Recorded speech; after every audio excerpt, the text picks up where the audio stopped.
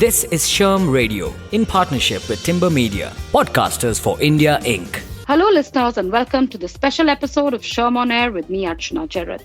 We all know that remote work is on the rise and it is here to stay, which means that we need to essentially relook at every way that we ensure the physical and mental well-being of our people. So today, SHRM and Rentomojo are bringing you this special podcast focusing on the rise of the remote workforce, managing employee well-being. I'm joined by Ketan Krishna, Head People Function at Rentomojo. He is also a coach and author. Also with me today is Gautam Ghosh, who is a social media influencer. Ketan and Gautam, welcome to SHRM Radio. Happy to be here, Archana. Thank you, Archana. Thank you, Gautam. So, Ketan, let my first question be to you. As an HR leader and as part of the Rentomojo leadership team, organizations are transitioning to long-term remote working. Employee well-being, of course, has become a key focus more than ever before. Not just because of the pandemic, but because of the way that we work today. So what are some shifts that you would recommend for organizations when designing well-being programs that are particularly suitable to remote work? Wow, I thought the tough question was supposed to come at the end, but glad that you spoke about that, Archana. And I'll share from whatever experience that I had in context of the organization and the people that I've been speaking to, and of course, a lot of valuable webinars that I've attended. Now, at least what happened in our case at Rentomojo, if you remember when the first lockdown happened somewhere in March, there was a lot of excitement. There was a lot of happiness because, and to be honest, I'm in Bangalore right now, in a place like Bangalore, when you don't have to travel, I think it was a blessing. So the initial few days were very, very happy, excited. Everything about engagement and connect that we were trying to do was working as it is. Nothing was possibly falling between the cracks because we all mentally assumed that this is a 15-20 day thing and the world will come back to normal. Now came the phase 2 when the lockdown got extended. I think some worry started to happen. We started to figure out how do we operationally be running and how do we take care of people. And what I realized is, during that time is when people were like this discomfort started to creep in because they were locked at homes, no places to go, could not physically meet people. And because we are social beings, I think for the first time I realized, and a lot of people realized, that how important offices are. While there are days when we crib about going to office, but I think the value of office suddenly shot up because we started to realize how important that social construct was. Few things we tried didn't work. We were trying to grapple with the challenge, but I think that went over. At least I was hopeful, and a lot of us were hopeful that it will get over soon.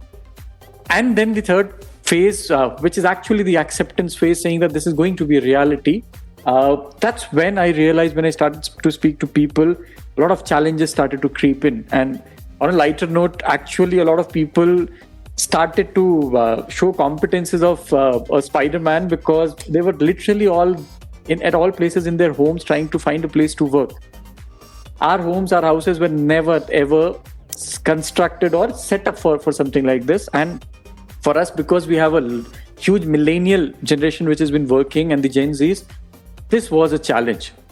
Now, one thing that we realized, and when we started to speak to employees, of course, what we realized, Archana, is that we can't change their houses or the structure there, but we definitely can take a step in redesigning the interiors, which actually would make the work from home comfortable.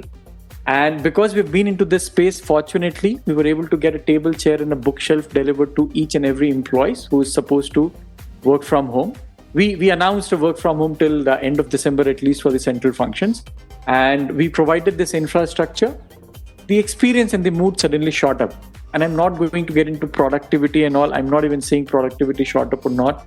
But personally, when I received my bunch of stuff, once the lockdown got over, I was very comfortable with my space now, and I started enjoying the work. So it was physically easier. And I know world is talking about people will be more productive, less productive. I'm not even getting there. But I was happier. I was far more comfortable. I had a space of my own. And if you look at basically 3 things that remote working needs for somebody to enable the work. You need a system or a laptop or a desktop. Second, you need connectivity through internet and broadband. And third, you need an infrastructure. We were glad that we were able to solve this for the first, which is the systems and the workstations and the infrastructure, mostly on this one. Surprisingly, we also saw a huge surge in the search volume from work from home. And work from home, which used to be like a category which was hardly less than 5% earlier, started running as high as 30-40% as a category that is moving right now. So, which means people are finding this as a challenge. We are also partnering with organizations to try to solve for this. I'll come talk about that later. But yeah, broadly, this is how I saw, at least on the physical infra. Mental well-being, again, a very important piece. We've tried few things. We have a long way to go, but honestly, I don't think so there are easy answers. People are responding differently. 30-35% of people have gone to their hometown. So we have a saying that work from home has become work from hometown. That's a new reality right now. And that's a shift that we saw, because socially people didn't have anybody. So they had an opportunity. They went back to their hometowns and they're working. Now that's also an important piece we are enabling. Again, we were not prepared to ensure infra, data security, information, laptop system support to employees in their hometown. But we are now bending the rules to figure out how do we do that.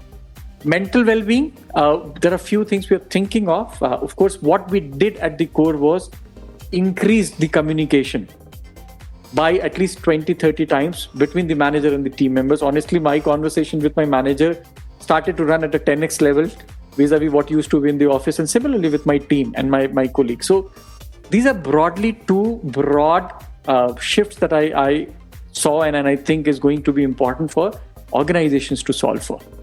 Very interesting. And not that my takeaway is that, but yeah, Spider-Man like qualities is something that people are trying to learn to fit themselves in their homes, and the networks that you talked about. So Gautam, other than the Spider-Man qualities that we should all be learning, and you are one of the most networked people that I know, what do you foresee from your conversations as the two top most challenges or benefits of long-term remote work, especially from the perspective of employee well-being and engagement?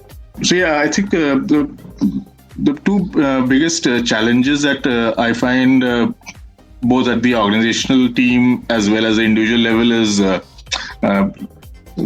getting repurposing while working at home, but with processes and systems which are designed for office work. And a lot of people are struggling with it. The increase in communication has also meant increase in time spent in actually doing the work also. So while commute is kind of reduced, but the overall time, the extra time people are now using in communication in virtual meetings has meant that actual time in doing the work also is delivering of actually doing the work and delivering the work itself has also increased by that amount. So those are the two big challenges. The positive side of well-being and engagement is essentially the avoidance of commute, which used to take a very heavy toll on emotionally when people would get stuck in traffic heading towards office. I think that's the thing. And the other thing is increased time with family, when people can now have lunch with family during the work day. I think that's the two biggest positives for me. Great. Thank you for putting that so beautifully, Gautam. And Gautam and Ketan, we'll carry on this conversation right after this very short break. Stay with us. You are listening to SHRM Radio in partnership with Timber Media, podcasters for India Inc. Hello everyone, welcome back to SHRM On Air. I'm Archana Jerath, and with me are Ketan Krishna, Head People Function, Rentomojo, and Gautam Ghosh, Social Media Influencer. So Ketan, the next question is for you, and it's around, the fact that Gautam talked about the fact that our infrastructure has always been around working from, offices. But now with long-term remote work becoming a reality, or at least the long-term, the trends for home offices is also increasing. and COVID is, of course, accelerating this entire process. So what should be an ideal and effective home office infrastructure? So I'll pick up from one where I left in the last question, saying that we saw a huge surge in the search volume for work from home infra, and from of course where Gautam left. Now, a softer thing, my point of view, my sense is, and I'm telling you from my personal experience and a lot of people that I speak to, this flexi mode will continue to be a reality. I think this is going to continue for very, very long time, where it would be a hybrid model that people would work upon.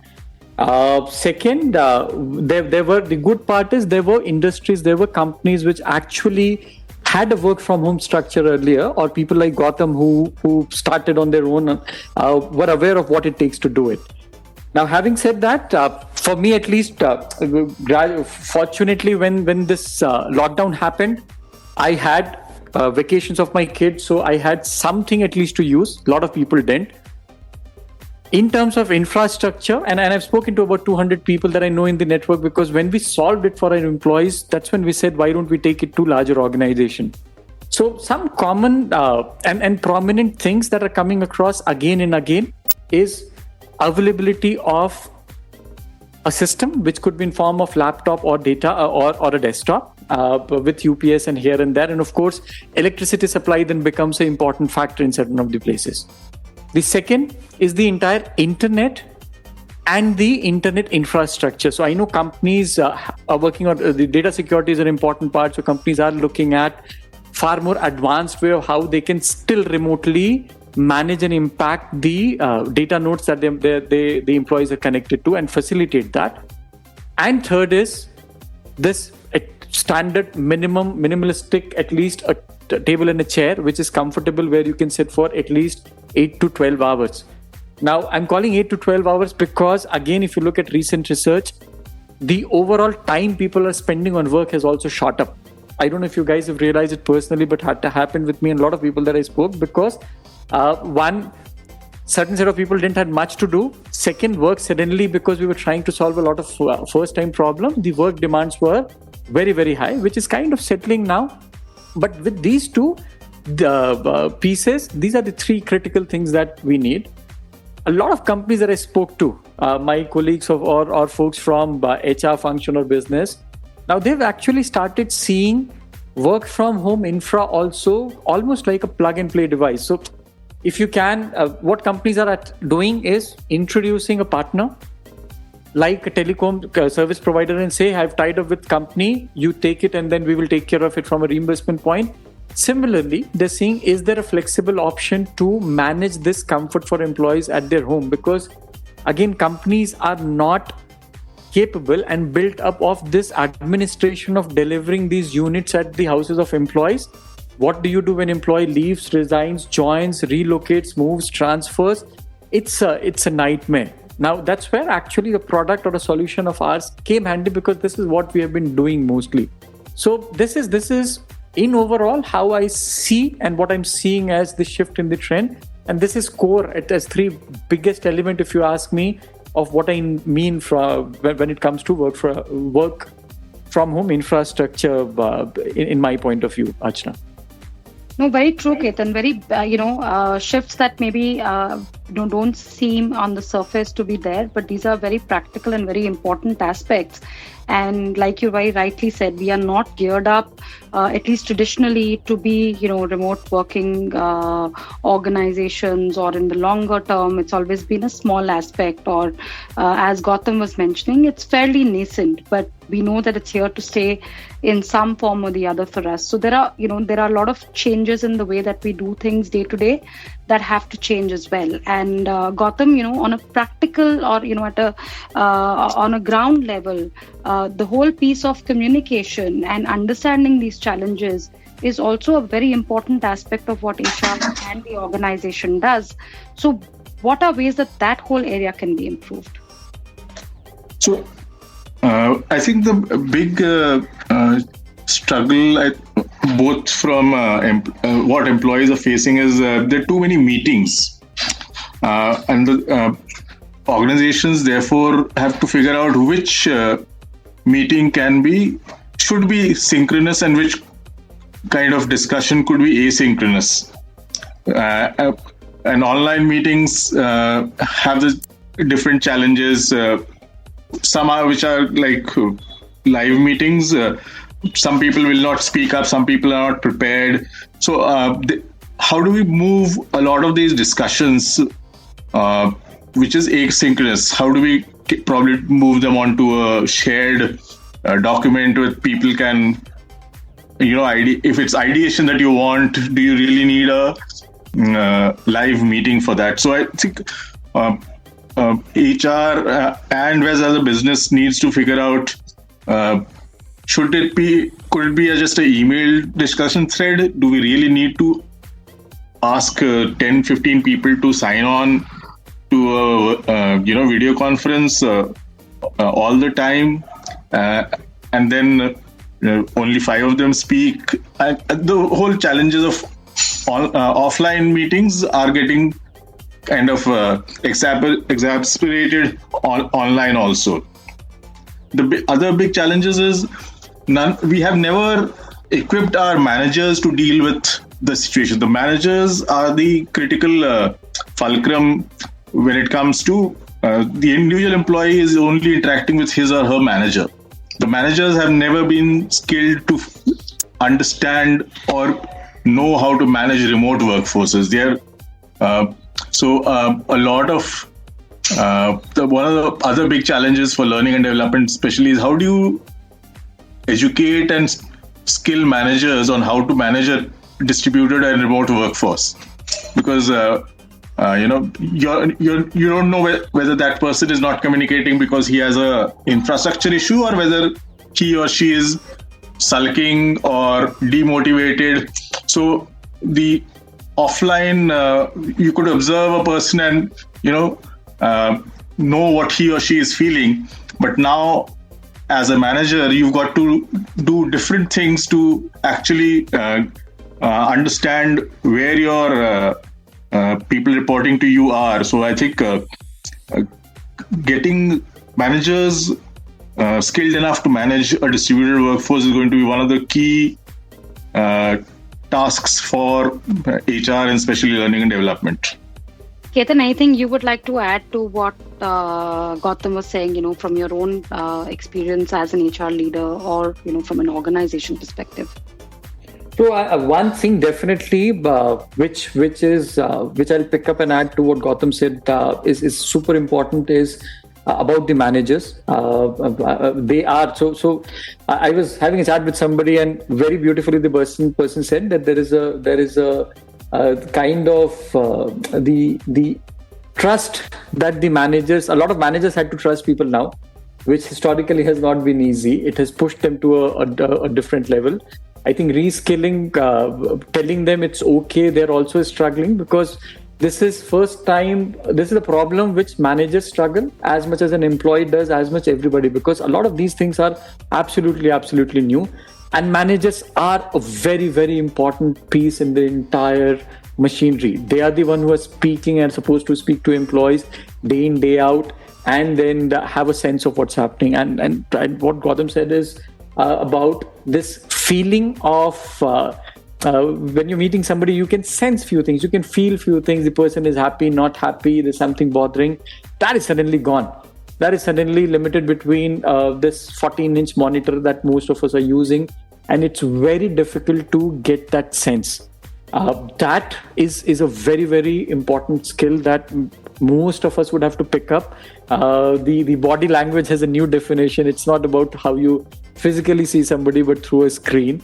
And there's a layer technically getting added to that translation. So that's going to be a very important piece to be looked at for employees, for managers, for organization. And that can actually, if you ask me, I'm with Gautam, can make or break things if not dealt in the way it is supposed to be. So that's a crucial one. And you remember I said about communication. Now, communication is right now mostly happening through managers. The entire line and the chain of command suddenly is far more active, at least in terms of the information flow. The org design suddenly seems to be tested here, because if your information still is flowing, which means designs were nimble and flexible and was helping you communicate to the last person. But if it is broken down, probably time to revisit and see if it is a design issue or the manager needs to be upskilled or reskilled to ensure that the communication goes down. But Gautam, thank you for calling that out. That's like super amazing, and I'm just piggyback on that. I'm just riding on that to take this point, saying that that's a very important piece in the puzzle to be taken care of. Oh, very true, Ketan. I think trust is so important, and I think in remote work, if that trust is not there between managers and their teams or within teams, I think it's a model that will never succeed. And this will at least help us all create that sort of level of trust amongst ourselves, and managers have to learn to cut the umbilical cord on a lighter note. So thank you, both of you, for that particular perspective.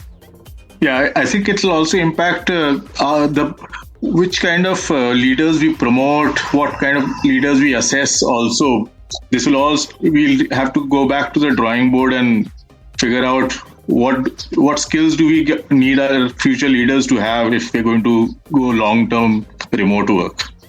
Thank you so much for that, Gautam. And, we're absolutely out of time, but it's been such a pleasure speaking to both of you. Thank you, Ketan, and thank you, Gautam. On a lighter note, in my personal experience, I do not miss the traffic at all, but I think network frustration has replaced traffic frustration for me.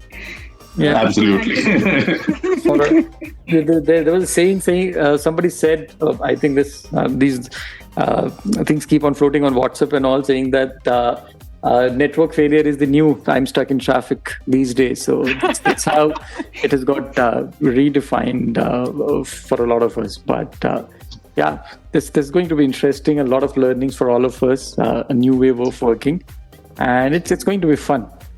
Absolutely. And I think, we will all learn as leaders and as managers, as employees and organizations. So look forward to that. Thank you, Ketan and Gautam, for this wonderful conversation and your insights on the rise of remote workforce and what managing employee well-being in this situation is. Thank you everyone for listening to this special episode brought to you by Rentomojo on the rise of remote workforce managing employee well-being in partnership with Timber Media Podcasters. Stay tuned for the next episode of SHRM on Air. This is SHRM Radio in partnership with Timber Media, Podcasters for India Inc.